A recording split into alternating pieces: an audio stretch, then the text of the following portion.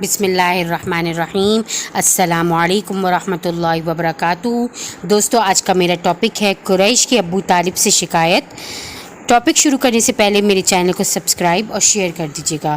جیسا کہ دوستو پچھلے ٹاپک پہ ذکر ہوا تھا کہ آپ صلی اللہ علیہ وسلم تبلیغ دین میں غیر اعلانیہ کوششوں میں مصروف ہو گئے تھے، جس کی وجہ سے قریش اور کفار مکہ ان کے ساتھ دشمنی پر اتر آئے تھے۔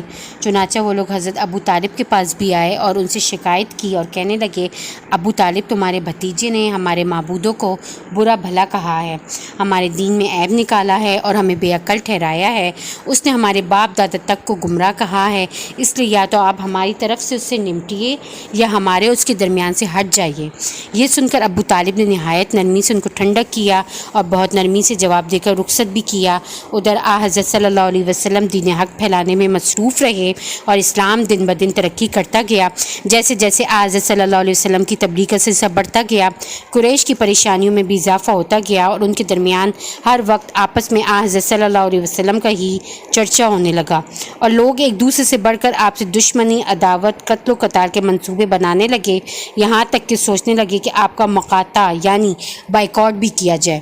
اور اس کے بعد یہ لوگ پھر دوسری مرتبہ ابو طالب کے پاس پہنچے اور ان سے کہا، اے ابو طالب، آپ ہمارے درمیان بڑے قابل عزت اور بلند مرتبہ آدمی ہیں، ہم نے آپ سے پہلے بھی درخواست کی تھی کہ آپ اپنے بھتیجے کو روکیے، مگر آپ نے اس کو کچھ نہ کہا۔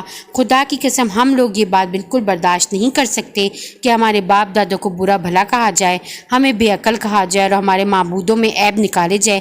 اس سے یا تو آپ اس کو سمجھا لیجئے ورنہ سن لیجئے، ہم اس معاملے میں آپ سے اور اس سے دونوں سے اس وقت تک مقابلہ کریں گے جب تک دونوں فریقوں میں سے ایک ختم نہ ہو جائے۔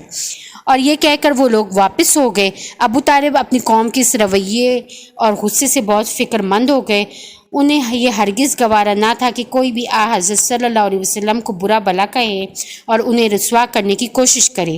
اس لیے انہوں نے نبی کریم صلی اللہ علیہ وسلم کو بلایا اور ان سے کہا، بھتیجے، تمہاری قوم کے لوگ میرے پاس آئے تھے اور انہوں نے مجھے ایسا ایسا کہا، اس سے اپنے اور میرے اوپر رحم کرو اور مجھ پر ایسا بوجھ نہ ڈالو جسے میں برداشت نہ کر سکوں۔